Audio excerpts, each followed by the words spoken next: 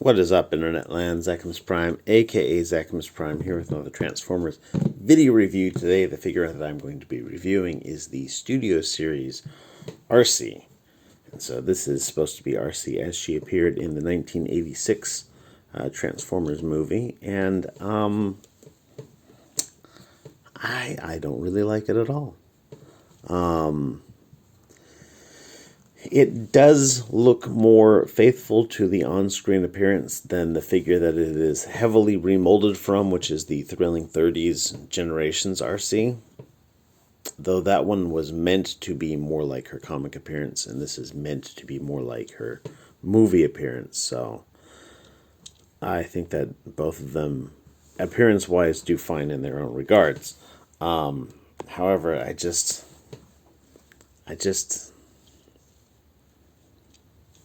don't like all of this.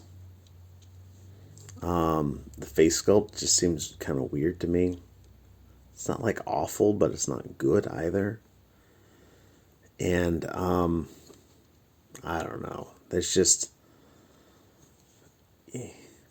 it's a long-standing unfortunate thing about Arcee that she just pretty much always has got to be like a car and a robot, but not a robot car. You know what I mean? Like the car part and the robot part are like almost entirely independent of each other. And this is almost no exception. This chest piece does turn into the front of the car, which is nice because, as I recall, I don't know, I never had the Thrilling 30s version, but I don't think it did that. But you can... It's weird looking at this because you can see where there's engineering that's meant to be in, and then there's stuff that's done to either get around that engineering or render it obsolete. The biggest single issue that I have with this figure is that it does not connect in the middle at all. So you get like a waist joint, like one hell of a waist joint, because everything just disconnects in there. But it does that by merit of the fact that there's all these accordion joints in here, and they do not tab together. Kind of funny because there's a tab right there, and they could have made a latching slot, but they didn't. And honestly, I think that that's fairly inexcusable because I'm looking at this piece and I don't see any reason why they couldn't or shouldn't have done that. Like, that seems like a perfectly feasible thing to me. But it is frustrating. In terms of accessories, she does come with one little weapon. This is not Arcee's typical loadout, but I also recognize that I think this is all that we ever saw her with in the movie. Unless I'm wrong. Someone correct me if I'm wrong. But yeah, she holds that in either hand. She can also stow it on either one of the hips, like so. Technically, you could stow it up here too if you really felt like it, but that's just dumb. Again, I think that's a piece of engineering left over from the earlier version of this mold, the Generations 1. But yeah, her head is on a ball joint, kind of. It looks up and down, looks way up, and looks down, and it rotates.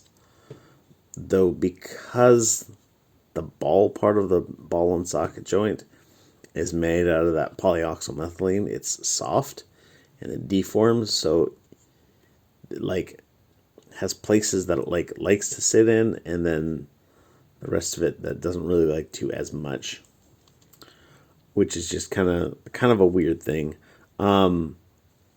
Shoulders are on ball joints. They go up, they go down. The backpack is a huge issue for that.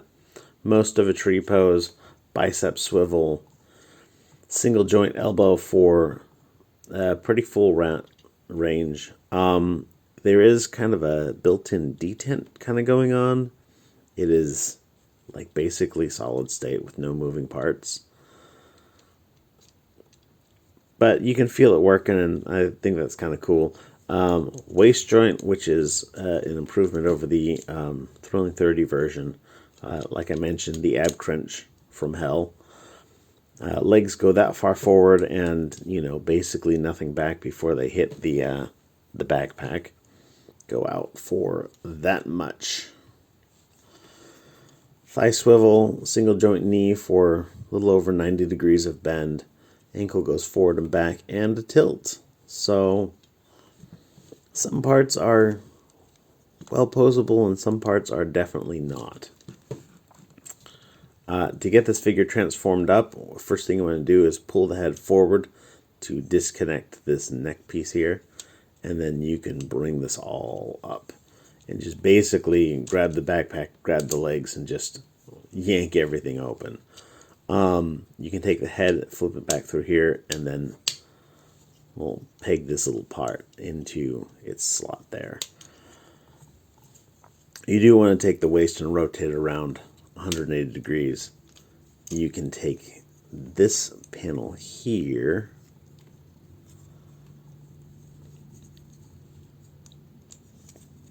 and open up these wheels and then bring this out part way. No, don't bring it out yet. You want to flip these panels out first. And then this will come around and clip into the rest of it. And there's your car mode right there. Like, that is the entirety of the car in that moment. But anyhow, for the legs, what you want to do is you want to rotate the legs in, put the feet, the bottoms of the feet together,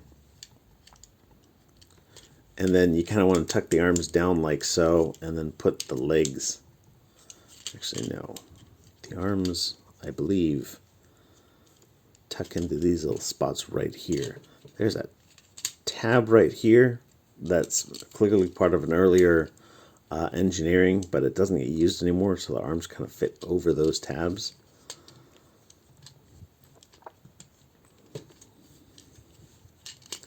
And then when you put the bottoms of the feet together, you kind of make this little tab here out of the ankles, and that tab is going to fit into that slot right there. And so you just kind of wiggle it around until it gets in that position. Get everything all squared away, and then you're going to tab this, and there's a tab here, and then there's a tab here that fits into the relief cut in the shoulder. And then you can take the gun and you can just kind of stick it in there somewhere, and it fits-ish.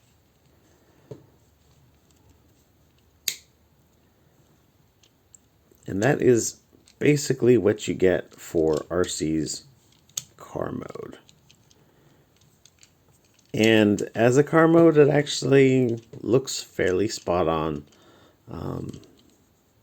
This does not like to stay.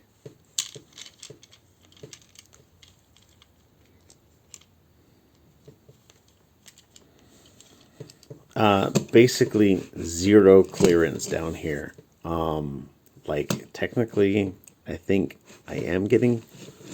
No, I don't think I am getting clearance. That doesn't like to stay at all, does it?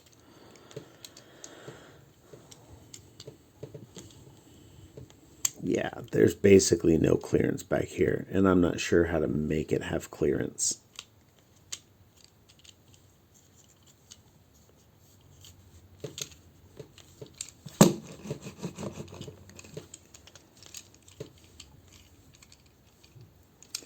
I don't know. It doesn't really... I mean, it looks all right.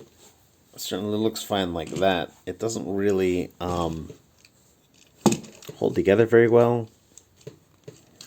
You've got these gaps here that you can see the shoulders through, which is not the most egregious of issues, but, I do like that it has this panel on the back to kind of fill in this space back here.